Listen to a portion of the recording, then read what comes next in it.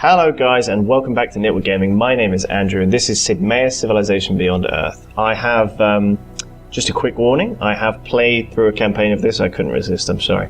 I played through a campaign of this yesterday and it was pretty awesome. I mean, this game's been receiving a little bit of criticism online for its similarity to Civ 5. I personally don't view that as so much of a negative. I think it's nice to have the familiarity there. It is very similar to Civ 5, but I think there are some major differences in mechanics and possibilities in this game. It's a lot more, with the tech web rather than the tech tree, it's a lot more open, I feel. Anyway, let's just move on with this. Last time I played on Gemini, which is hard, I found it rather easy. And I don't know whether that or not that's because the difficulty levels haven't been balanced properly yet, but I found that quite easy. So I'm going to go with Soyuz this time. Gameplay standard, map size standard. Last time I went with the Pan-Asian Cooperative. This time I think I'm going to go with Franco-Iberia for that technology bonus every 10 virtues, which are social policies, if you're familiar with Civ 5. Artists is what I'm going to choose here because that will help me get my virtues quicker, and health is really important in the early game. I was running at a deficit for most of the early game, and only in the mid game do you gain lots of things to increase health, so I'm going to go with that. And I'm going to choose retrograde thrusters for a wider area to choose where I land my first city. And finally I'm going to begin with a worker unit because I think that's useful. I'm going to start on a Terran world because I like having the possibility of using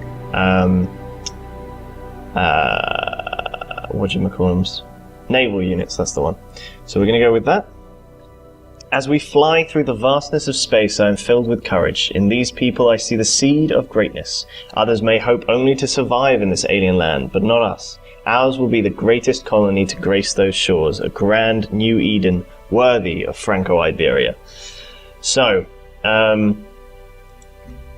yeah, okay, let's place our first city. So these canyons on the map act like mountains. They are impassable to certain... I'm going to have to get rid of that.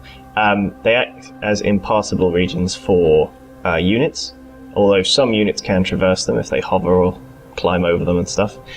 So we don't really have very much to choose from by way of... oh, they're cool. By way of, you know, territory, so I'm going to go with whacking a city down. This is a giant lake, okay. I'm going to whack a city down here, probably, because that way we have the opportunity to expand. Oh no, actually. Now I'm going to put it down here, because that way we can put a city over here very quickly. We can put a city over here once we clear that miasma. Miasma, of course, is damaging to your units if you end a turn in a square that contains miasma. Yeah, I'm going to whack it down here. And hopefully that'll go fine. Or maybe... yeah, here. Alright, so... let's get this guy moving straight away. We have some goody huts. These are what these are. Goody huts here and here. So we're going to move and try and get to them as fast as possible. So let's go. We're going to whack down a mine straight there. That's fine. And we're going to build an old Earth relic first, I think. So resource pod discovered. That's fine. We are going to research pioneering first. Right, hold on. Let me just find a way of getting rid of that. Options. No advice, thank you. Accept. There we go. So we're going to try and expand as fast as possible in the early game. That's generally how I do things. Oh, someone landed already. Okay, so we have our first opponent in Mandira, and they are the Kavithan Protectorate. Okay. Let's start moving. So, next turn. Oh, there's some bugs up there. Is that got... miasma on it? Yes, it does. Everything has miasma on it, so I'm just going to have to take that. So we're researching pioneering, which will give us colonists and trade convoys. Trade convoys are ridiculously important in this game. The bonuses you can get from internal trade are really, really powerful. Inside the resource pod, you find a cache of laboratory equipment from old Earth made with precision techniques that are difficult to replicate on this planet. The equipment is eagerly welcomed by your scientists, providing 16 research. Ah, cool. So, first quest. Find 2 resource pods. So we'll find that second one down there. Oh yes, that's another thing that's changed from Civ 5. You get quests, which are really, really cool ways to sort of encourage you to expand and explore, and also to customize your nation. I'm going to stay away from the bugs for a while. Excellent, we found another resource pod. I'm going to stay away from the bugs. I'm not going to fight them very much. Ooh, we've got another load down there. Another precision techniques laboratory equipment thing, which has really sped up our pioneering research, so that's good. Okay, found an outpost, research pioneering. I'm doing that. Good. As for what affinity we're going to choose, I think I'll decide that once I've seen more of the resources around our settlement. That's the African Union bloke. The African people greet you. Oh, very nice. Okay. Let's just get rid of you. I really hope they don't... Do they attack workers? I'll move this guy over here, just in case. Okay, we have a lot of Firaxite. Is that Firaxite? Firaxite around us. We also have quite a lot of floatstone. Those two indicate that we can do purity or supremacy as affinities. Let's just open this up. Oh, we got 10 science, and we got another 16 research. Okay, so pioneering will be done next turn. That's been very quick. So we've got lots of resources around us. I think I'll probably go for the purity sort of affinity, because I did supremacy last time, and it was very cool. I really like the unit design in this, but I think I'll go for purity this time, just for a bit of variety. So the similarities to Civ 5 are obvious. Is either in progress or in entropy. We choose Choose progress. Sweet. The similarities to Civ 5 are obvious, but again, with the affinity system, it does make it slightly more interesting than just basic, exactly the same as Civ 5. It is very similar. I won't beat around the bush there, but it is very, very good. I really enjoy it. Alright, let's develop our first virtue. So, I'm interested in going for the cultural tree. Sometimes prosperity I find is good, but I'm going to go for the knowledge tree first to increase our science and our culture output. So we're going to build a colonist unit. Let's go for...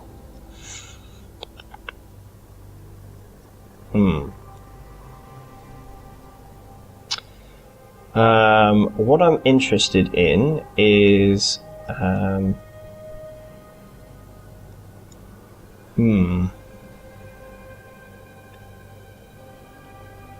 well, this gives us health, so let's go for that first, and then maybe go for a science-based thing next. Let's go there. Our quest has been updated. Nope, it hasn't. That's lying to me. Go away. Alright, let's continue exploring. Mountain over there. Let's build a plantation here and produce. I'm too small to produce a colonist yet. I would like to build this city up a little bit more before we start doing that. So let's build a worker or soldier. Soldier, why not? Normally I never really build, that's another difference. Normally in the early game of Civ 5 I would never build military units. I would normally focus on expanding as quick as possible, but with the aliens that actually do aggressively attack you if you encroach upon their land, having a soldier is very, very useful in the early game. far more useful than it is in Civ 5. Now these things are like crash satellites, what would you call them? Local alien bones, and various other things can be sort of excavated by your explorers, which is quite a cool little effect. It gives you little decisions based on how you want your civilization to expand and improve themselves. Familiar exotics. When we came to this planet, we bought a number of plants from old Earth. Somehow one of these plants has taken root outside of liqueur, whatever, and turned invasive. If left unchecked, it could convert the whole environment, the local environment, into a more Earth-like ecosystem. Whether or not that's a good thing must be decided. I am going to ignore the outbreak because I'm going to go towards purity. I received 5 culture. Cool. And we're going to move. Oh no, can't move. Right. So again, those are like those cool little decisions that will give you. Why are they damaged? Did I? Oh, I did that before. Right. Yeah. Let's see. Oh, another quest decision. The invasive plant has begun to spread, eliminating other resources from the surrounding land. However, the species has shown it to be a great potential crop. As it grows faster and larger than it ever did on old Earth, our scientists believe that through low-level genetic modification, the plant could be made to serve as either food or energy. We simply must decide which is more beneficial. I'm going to go for food crop. And again, this is how you customize your sort of race and affinity beyond just choosing a initial civilization. Is you get these decisions that then alter how you play the game and what your buildings do and stuff, which is really quite a cool way of doing it. Okay, we've got our third rival in the form of, I think that's Brasilia. Yeah, Brasilia. Warlike lot. Cool shirt, bro. Alright. So we're going to excavate this satellite, which is going to take 4 turns, so we're going to leave that guy to it. Develop another virtue. Oh, we're going to get field research then.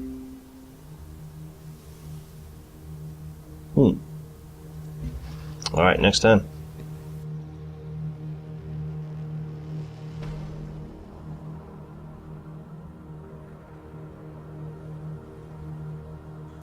Next turn? Oh, right, okay. We are not doing very much.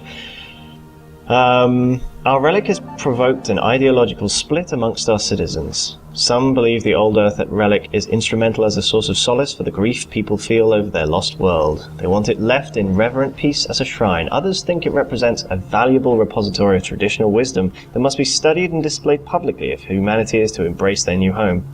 So we can either have all relics have free maintenance, or +1 culture from relics. I'm interested in the culture side of things, so I'm going to do that. Because I never really found money to be a massive problem, as long as you keep your military relatively small in the early game.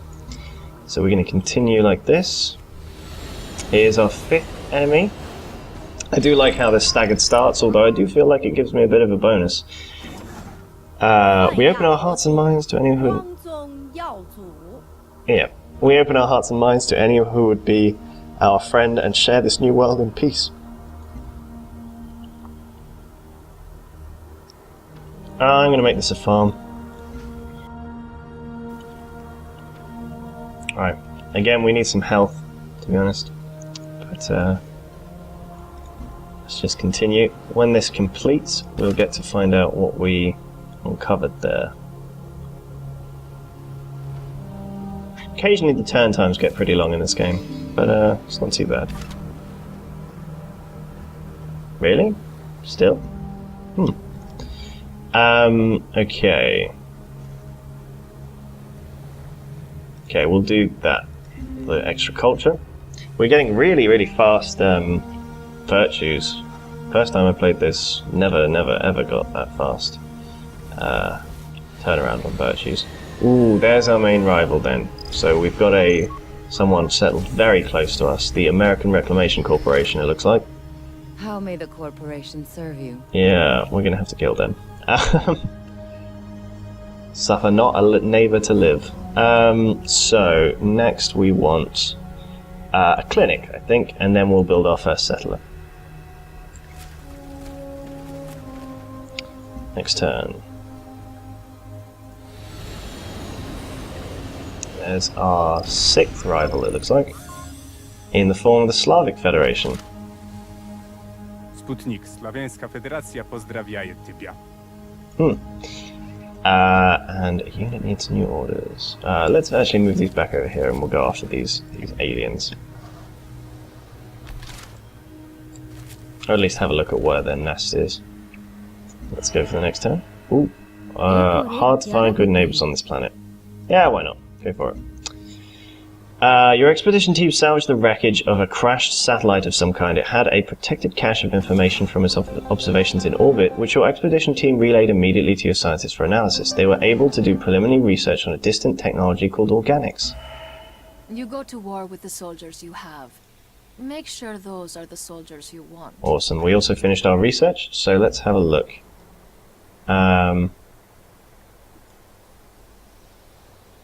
So organics, we've already researched a little bit, but we're not going to go after that because that's miles away. What we will do instead...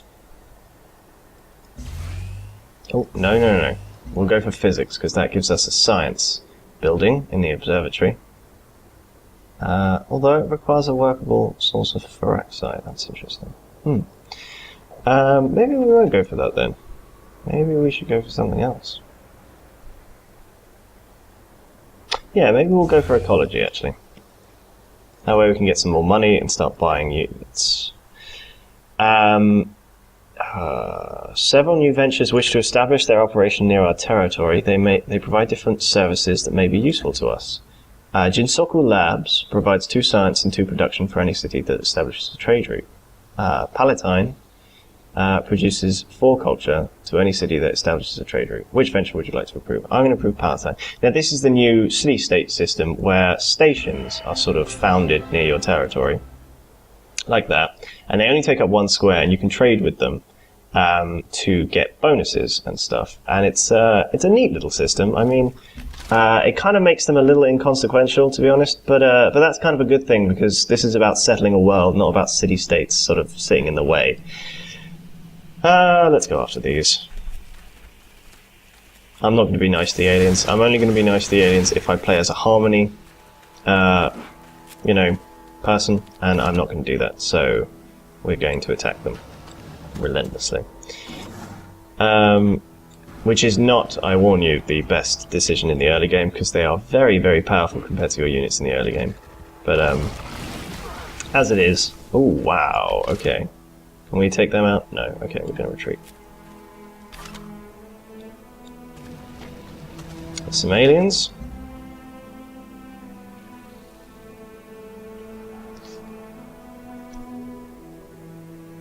Let's have a look at our quests.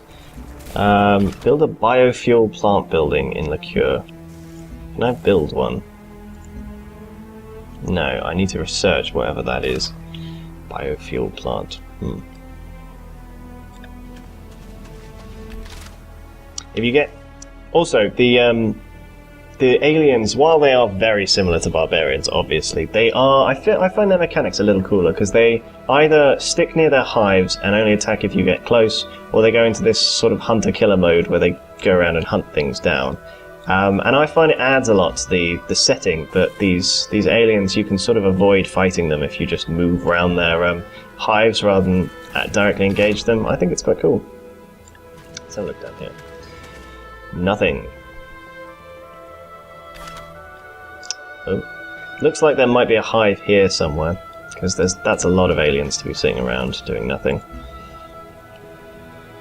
And more, jeez. Oh, that's a siege worm. Oh, I didn't mean to click that. Oh, well. Okay, so we lost an explorer. That is a siege worm. They are nasty, and I shouldn't have clicked that button, but serves me right. I'm going to fortify you there. Kill 1 siege worm. Not going to happen for a while, I'm afraid. Let's earn extra culture based on health.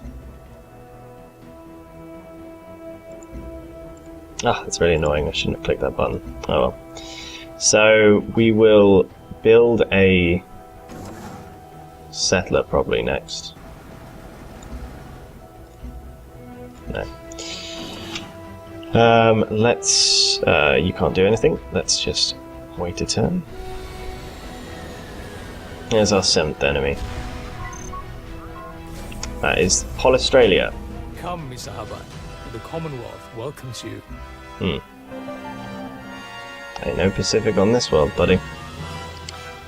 Right, new quest decision. Since opening our clinic, the populace has been split by an ideological divide. Securing and improving our new territory has put great strain on both our military and civil workforces, and both contend that the hazards they face should be offset by state-sponsored healthcare. Our fledgling colony does not have the resources to do both. Which then has the greater need of aid? I'm going to go for civil workers because the extra health is important and useful. Now let's see. What should we build? Let's see. I want to build an explorer and then I'll go for the colonist, because I don't want to build the colonist now, because that will stop there and not give me the extra production from the extra workers. So we'll build an explorer, then a colonist. Alright. Sweet. This soldier's going to sit there. We're just going to skip that turn. And again. And again. Alright, we have an explorer again, which is good. We're going to explore up this way this time. And we're going to build a colonist. Ooh. Ecology has been researched. Going to go up here, and we're going to research physics this time. Next time.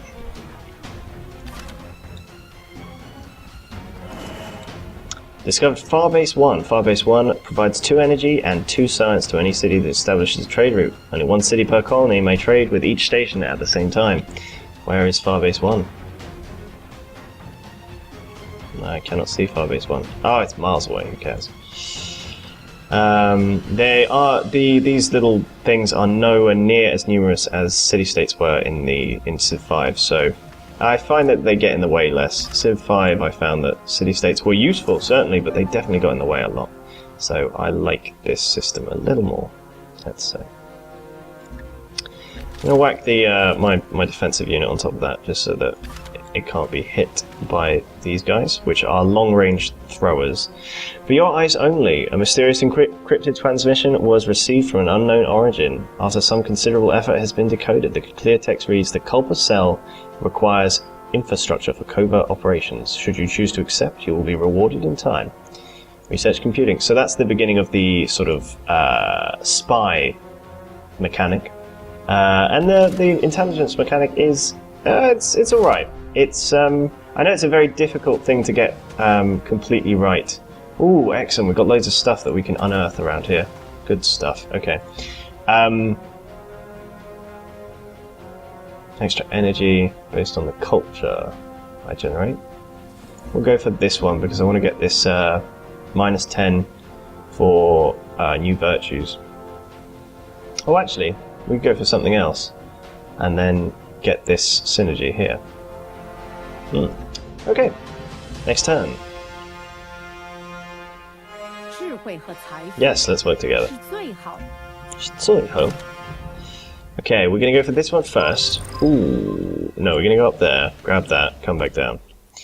But we're going to go for this one first because this one's covered in miasma, so this unit's going to get very damaged while it goes after that. So I'm interested in doing the safe one first. Right, research pod, got 60 energy, that's a good thing. Right, next turn.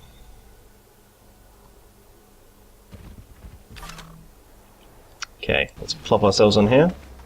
Construct an expedition, and I think I'm going to end that episode there, guys, because we've done about nearly 40 turns, And I think this is getting close to the 25-minute mark, and I would like to keep these quite short episodes, short and snappy. Thank you very much, as always, for watching. I do hope you'll stick with me, and we'll explore the purity side of things. If you would like my recommendation to get this game, I freely give it. I think it's a really good game. I think it's a good update to Civ 5, as long as you accept that it is very similar to Civ 5. I think this is a fantastic game, so far anyway, and I think it'll only get better with the inevitable updates they'll give it, the expansion packs. Anyway, thank you as always for watching, guys. I hope I see you in the next episode.